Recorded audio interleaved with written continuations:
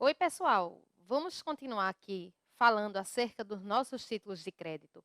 Na última aula, nós deixamos pendentes ainda alguns aspectos, né? Espero que vocês já tenham revisto tudo. A nossa parte geral, protesto, nota promissória. Falamos também já algumas coisas acerca de cheque e hoje a gente ficou pendente de falar sobre a prescrição do cheque, prevista no artigo 59 da Lei do Cheque que a gente está analisando.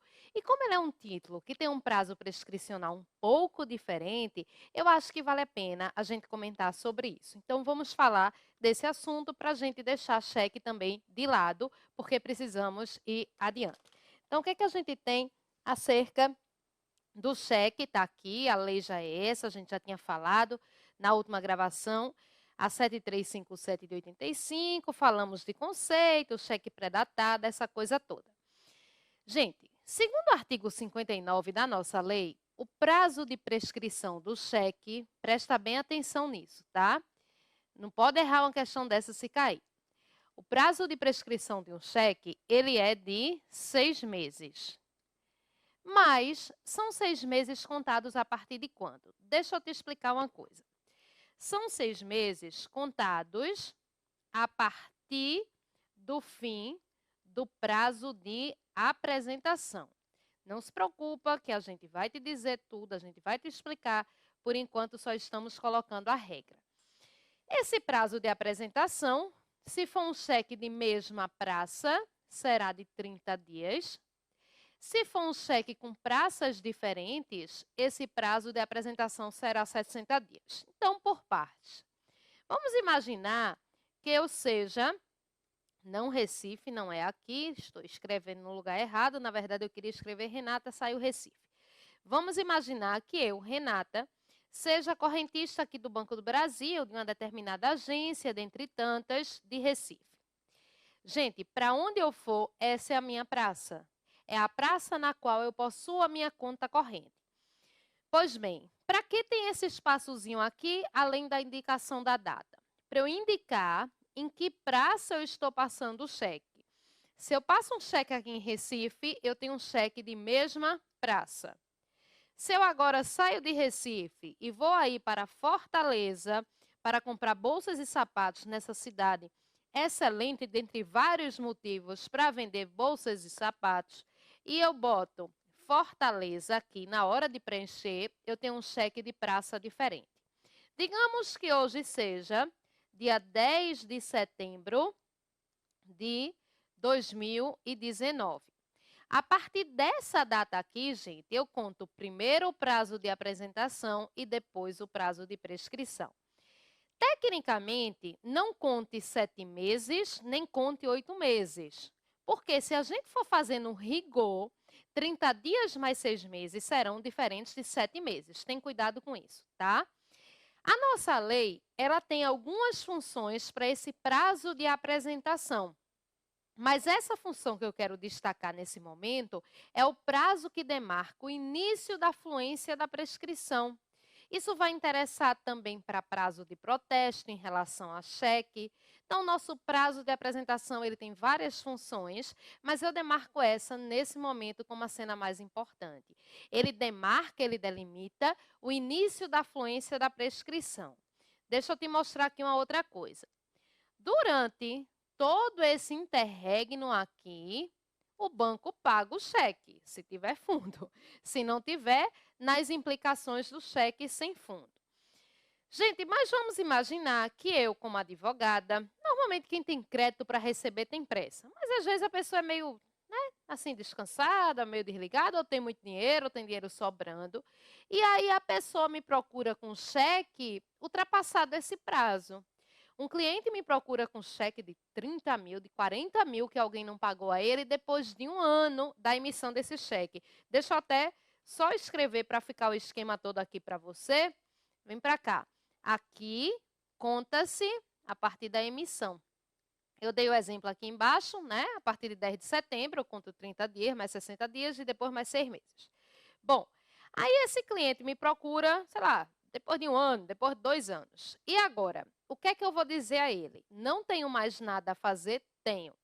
Tenho até ação de locupletamento ilícito, ação causal, mas são ações que, né, não tem muita utilidade. Essa ação de locupletamento ilícito é quando também o título ele perde a sua força executiva, mas é uma ação regida pelo procedimento comum, que não costuma ser cobrada em prova. O que costuma ser cobrado para a gente em direito cambiário é execução e monitória. Tanto que falamos de monitória em relação à nota promissória, estão lembrados? E agora a gente vai falar de monitória em relação a cheque. Vão aí para a parte final do material, até encontrarem a súmula 299 do STJ, que nos diz de maneira muito clara que cabe ação monitória que seja feita com base em cheque sem força executiva, com base em cheque prescrito. Mais uma vez, repito, se tiver muito pequena a letra, ou você deita o celular, ou também verifica aí no material, está bem direitinho no material para vocês as súmulas. A 531, ela diz: em caso de ação monitória fundada em cheque prescrito, ajuizada contra o emitente, não precisa dizer o negócio jurídico que deu origem à cártula, né? O negócio jurídico, a causa que deu origem à cártula, não interessa. E a mais importante é essa, de número 503, que vai nos dizer que o prazo para ajuizamento de monitória, em face de emitente de cheque sem força executiva, é quinquenal. Gente, preste atenção.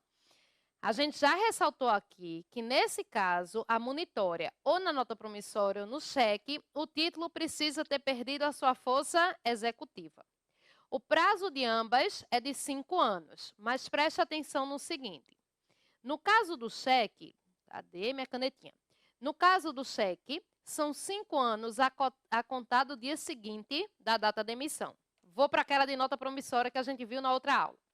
No caso da nota promissória, são 5 anos a contar do dia seguinte ao vencimento do título.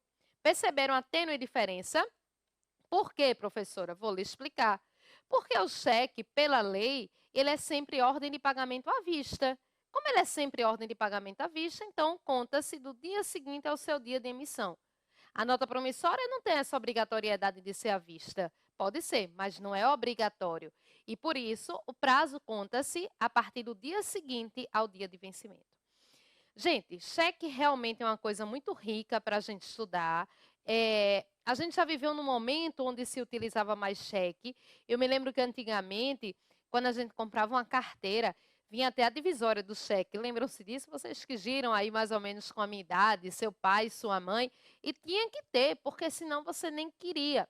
Hoje em dia a gente já não utiliza mais tanto cheque assim. Eu já venho notando, né, como eu comentava com vocês anteriormente, é uma turma que sempre me pertence, são as turmas de direito cambiário, e de uns anos para cá, eu venho percebendo que eu passo até alunos que realmente não têm mais contato nenhum com cheque. Mas, a despeito disso, é um título relevante. Vejam lá as súmulas, falamos das mais importantes, mas tem outras lá para vocês, porque a gente precisa encerrar título de crédito, né? Eu sei que vai ser com muita dor no coração de vocês, mas agora a gente vai para a letra de câmbio. E depois a gente vai para a duplicata, para aí sim, efetivamente, encerrarmos o assunto. Gente, de cada título de crédito, eu já tinha dito na outra gravação a vocês que o nosso objetivo aqui é dar o conceito, é dar o funcionamento e dizer coisas que você não pode deixar de saber. Fora isso, eu vou me comprometer com vocês de disponibilizar resumos, assim, bem legais, bem didáticos, de cada um desses títulos de crédito, tá certo? Então, vamos para a nossa letra de câmbio, ou simplesmente letra. E você vai entender o que é uma letra de câmbio. Você vai ver que não tem nenhuma complicação de entender o que é uma letra de câmbio. Então, vamos aqui. Vamos dar um exemplo que fica sempre mais fácil a compreensão. Cadê a caneta? Vamos pegar a caneta daqui. Gente, imagina o seguinte. Aqui, deixa eu desenhar e aí eu explico. Eu tenho um negócio jurídico 1, que não interessa o que foi, e um negócio jurídico 2, também que não interessa o que o gerou. No negócio 1, Carlos está devendo a Pedro. Carlos está devendo a Pedro. No negócio 2, Pedro está devendo a João. Digamos que seja o mesmo valor, R$100, ou se não fosse o mesmo valor, mas digamos que seja só para facilitar a nossa vida. O que é que provavelmente vai acontecer aqui? Carlos vai pagar Pedro E Pedro, com esse dinheiro, ele paga João. Então, gente, Pedro poderia dizer assim: Carlos, ao invés de você me pagar e eu pagar João, vamos fazer o seguinte: eu vou te dar uma ordem de pagamento e você paga diretamente a João. E a partir daqui, para constituir essa transação aqui, poderia ser extraída uma letra de câmbio, que a gente vai explicar como se dá. Gente, letra de câmbio, a não ser para quem lida com investimentos em bolsa de valores e tudo mais, é um título morto, certo? A gente no nosso dia a dia, para o nosso dia a dia, é um título morto. Mas a despeito disso, as provas de concurso gostam muito de cobrar. Daqui a pouco a gente vai entrar em sociedade. E aí eu vou dizer para vocês que sociedade em nome coletivo, sociedade em comandita, não costumam ser mais cobradas. E por prova nenhuma, por nenhum concurso. Embora a gente vá ver, para dizer que a gente falou de tudo. Mas letra de câmbio é um título que, historicamente, ele tem muito peso. Ele faz com que surja o próprio direito cambiário. E se a gente prestar atenção direitinho, certos instrumentos de crédito que utilizamos hoje em dia têm um nascedouro aqui. Vem aqui comigo conferir isso. Vê se essa não é a lógica do cheque. Pedro dá uma ordem ao Banco do Brasil para o Banco do Brasil pagar João. Vê se essa não é a lógica dos financiamentos que a gente tem hoje em dia.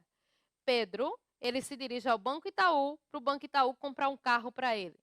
Então, ela é o nascedouro de muita transação que a gente faz hoje em dia. Primeira coisa que você precisa saber é dar nome aos bois. É saber quem é quem. Pedro vai ser chamado de sacador. Eu já te disse que, deixa eu escrever, sacar um título de crédito é emitir. Pedro é quem vai emitir, então Pedro vai ser chamado de sacador ou emitente. Essa ordem de pagamento, ela vai ser dirigida contra Carlos, a quem eu chamarei de sacado. E daqui a pouco eu também vou chamar Carlos de aceitante. E aí eu mostro o porquê disso. Essa ordem de pagamento é feita em prol de João, a quem eu chamarei de beneficiário ou tomador. Aí vê se não fica certinho com o conceito que eu coloquei acima. Ordem de pagamento dada pelo sacador ao sacado, para que esse pague ao beneficiário. Deixa eu te mostrar uma coisa. A gente viu nota promissória. Nota promissória é um título que não tem aceite. Você pode até não lembrar na hora da prova do que é aceite, mas você vai lembrar. Mas mesmo que você não lembre, você não pode confundir. Nota promissória não tem aceite, cheque não tem aceite. Esse ato tão específico do direito cambiário, ele é previsto para letra de câmbio e para duplicata, tá, gente? Então, quem tem aceite é letra de câmbio e duplicata. Eu vou mostrar aqui a você, acompanhe, eu vou dar um exemplo bem fácil, se você nunca entendeu o que era uma letra de câmbio. Cheguei aqui na sua vida, né, para solucionar os seus problemas, você vai dizer, professora, se meu problema é você entender o que é uma letra de câmbio, né? Para você entender como é que se dá esse funcionamento. Em regra, a gente fica falando assim meio no passado, como se dava, pelos motivos já explicados. Não sei se vocês já perceberam, às vezes as pessoas que têm mais idade e tal, aí dizem assim, eu vou pagar a letra do meu carro, vou pagar a letra da minha moto. Já viram? Na verdade, o que se paga, gente, ali é boleto, né? Boleto não é título de crédito. Professor, e boleto é o quê? Boleto é boleto, não tem outra categoria. Mas antigamente era uma expressão muito utilizada, até se fazia esse tipo de negócio através de letra de câmbio, mas não é mais letra, tá certo? Há muitas décadas. Letra de câmbio, na verdade, nunca deu muito certo no Brasil. O que foi que a gente fez? Pegou a letra de câmbio e criamos um único título brasileiro, o único título genuinamente brasileiro, que é a duplicata. Então, com base nessa informação, até se você precisar chutar na sua prova, a associação é letra de câmbio e duplicata. A duplicata é quase, eu posso dizer, a letra de câmbio que nunca deu muito certo no Brasil. Vamos entender o funcionamento da letra de câmbio. Então, o que era que acontecia aqui? O sacador, eu até deixei um slide aqui em branco, mas eu vou preferir deixar aqui, porque acho que fica melhor, mais fácil para vocês acompanharem. O sacador, ele emite a letra. O sacador emite a letra. O que é emitir a letra? É criar, é fazer isso aqui. Para você não achar que nunca viu uma letra de câmbio na vida, está aqui um modelo da letra de câmbio. Se tiver meio de chocado, isso aqui é um modelo que eu peguei no Google, tá? Então, é fácil de você achar, bem parecido até, perceba, com nota promissória. Então, o sacador emite a letra. A partir do momento que ele emite a letra, ele entrega a letra de câmbio a quem, gente? Ele entrega ao beneficiário. Por quê? O título de crédito, enquanto ele não é pago, ele fica nas mãos do credor. Então, ele emite e entrega ao beneficiário. Pois bem, o beneficiário até então não tinha nenhum ato vinculando Carlos a ele. Peraí, quem disse a João que Carlos ia lhe pagar foi Pedro. Mas João não tinha feito nem negócio com Carlos. Muitas vezes João poderia nem conhecer Carlos, então o beneficiário procura o sacado, o beneficiário procura o sacado para uma coisinha bem importante que se chama aceite. Que, em outras palavras, gente, deixa eu circular aqui, deixa eu demarcar aqui para vocês. Em outras palavras, vai ser esse ato cambiário que Carlos vai se vincular com o principal devedor. João vai bater na porta de Carlos, aí, guardado o exagero do exemplo.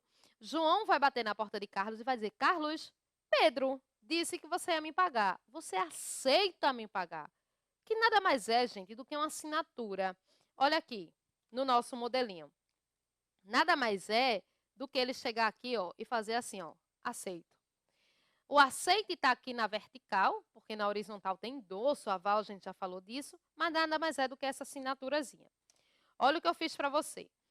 Além dos resumos que eu vou fazer dos títulos de crédito, mas como eles são à parte, mas vão ler, né, com todo carinho, a professora fez, eu já fiz alguns lembretes nesse próprio material de pontos fundamentais do aceite que vocês precisam saber. Então, eu coloquei aqui, é o ato pelo qual o sacado torna-se o principal responsável pelo pagamento da letra de câmbio. Como vocês sabem, a parte de lembrete é com vocês. Mas, deem uma olhadinha aqui sobre o que dissemos acerca de lembrete. Mas vamos lá, vamos adiante. Aí, o sacado, imagina o seguinte, eu disse que era dia 10 de setembro, imagina que o sacado foi procurado para aceite no dia 10 de setembro de 2019, e essa letra de câmbio foi feita para se vencer em 20 de dezembro de 2019.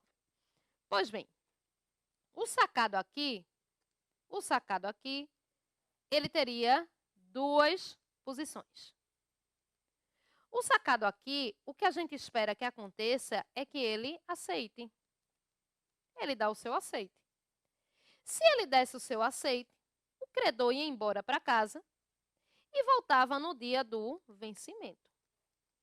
Tá certo? Era assim que acontecia. Então, João perguntava a Carlos: Carlos, você reconhece que me deve? Carlos, ok, escreve lá. Tudo do título de crédito tem que ser escrito. João botava a letra de câmbio embaixo do braço. Dia 20 de dezembro, ele vinha para receber o seu valor. E aqui, gente, era o script. Era o que a lei, era o que se esperava quando da feitura da letra de câmbio. Mas poderia acontecer também de Carlos olhar para a cara de João, João olhar para a cara de Carlos, Carlos dizer assim: eu não fiz negócio nenhum com você, nunca te vi. E ele poderia simplesmente não aceitar. Então, lembrados que eu disse... Peraí, deixa eu só escrever. Não aceita. Então, lembrados que eu disse que queria ver letra de câmbio junto com duplicata era por causa disso. Letra de câmbio tem aceite? Tem. Mas o aceite por parte do sacado, ele é facultativo. Na duplicata, a gente vai ver que o aceite é obrigatório. Então, prestem atenção. Se Carlos resolvesse simplesmente não aceitar, não havia mecanismo jurídico algum no mundo de forçar Carlos a aceitar. Então, o aceite na letra de câmbio, ele não é obrigatório. Sim, professora. E João? Bichinho de João, gente boa. João vai ficar no prejuízo, é? Não. João vai cobrar de quem, gente? Do sacador. Então, preste atenção aqui no que eu vou te dizer. O não aceite provoca duas consequências. Cobrança contra o sacador. Isso aqui é meio óbvio, né? Mas a outra consequência não é meio óbvia, não. O não aceite provoca o vencimento imediato da letra de câmbio. Então, lembrados que aquela letra de câmbio só ia se vencer no dia 20 de dezembro, ela se vence automaticamente. Então, presta bem atenção nisso, entende o que a gente escreveu. Porque, via de regra, quando cai em prova, é justamente o não aceite. Então, por partes. Não existe nenhum mecanismo na letra de câmbio da gente forçar o sacado a aceitar. O sacado poderia simplesmente olhar aí para a cara do beneficiário e dizer, aceito não sei nem o que é que tu estás falando. Pronto. O que é que o beneficiário faz nesse caso? Corre contra o sacador, né? Que foi ele quem mandou ele ir cobrar do outro. E a outra consequência do não aceite é o vencimento imediato. Aí observa o que eu estava dizendo. Na letra de câmbio, o aceite por parte do sacado é facultativo. E agora, a gente entra no nosso último título de crédito, em que o aceite, gente, ele é obrigatório.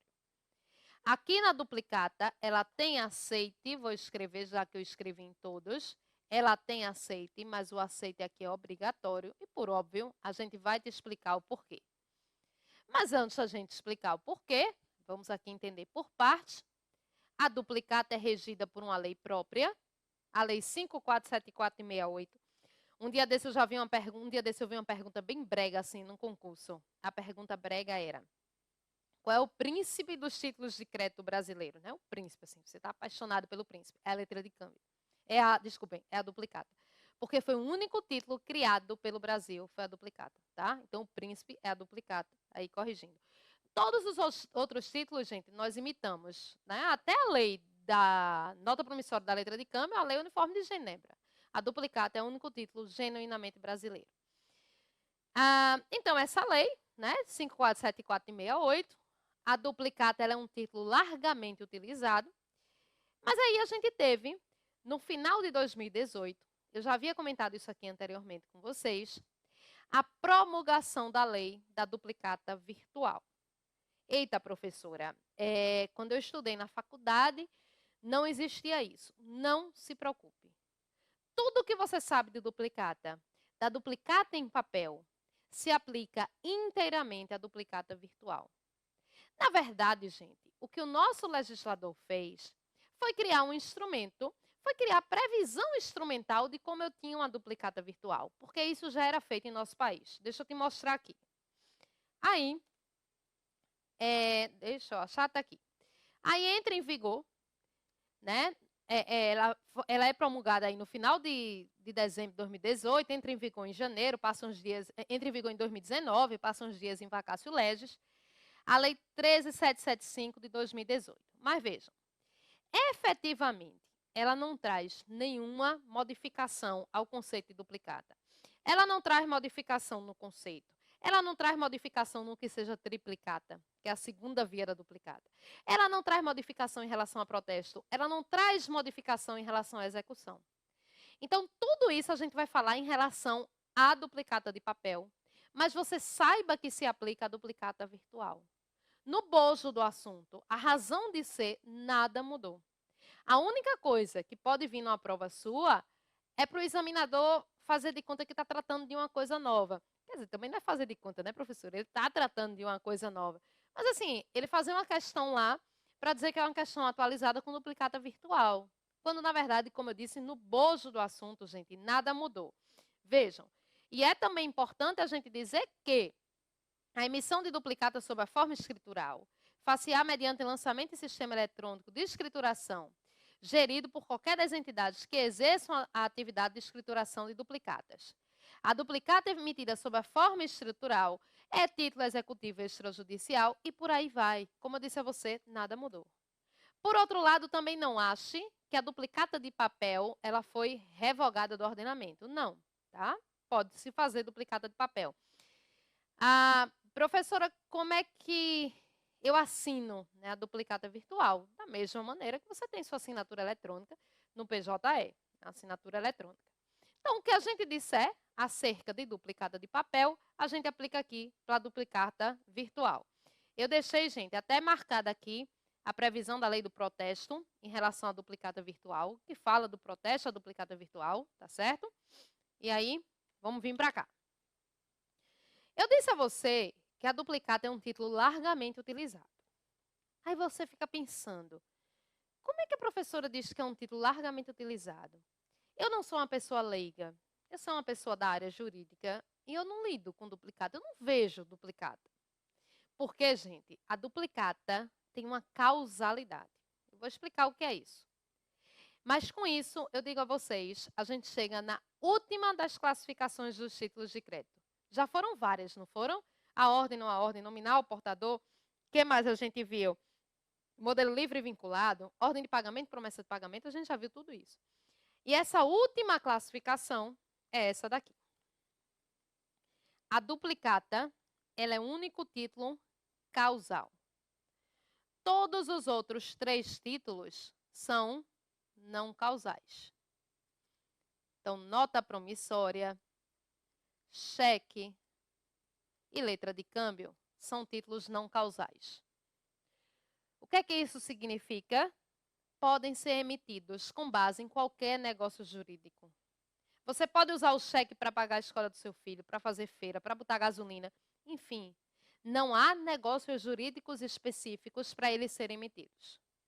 No caso da duplicata, eu só posso emiti-la com base numa dessas 2 coisas que vamos falar aqui. Ou é para representar uma dívida oriunda de compra e venda, só que detalhe, não é qualquer compra e venda, é compra e venda mercantil, ou é para representar uma dívida oriunda de prestação de serviços. Então, de outra maneira, vou repetir. A duplicata ela tem uma causalidade. Ou ela representa uma compra e venda, eu vou colocar aqui em 1.1. Compra e venda mercantil significa empresa de um lado, empresa de outro lado. Ou ela representa uma prestação de serviços. Somente isso, sob pena do título não valer como duplicata.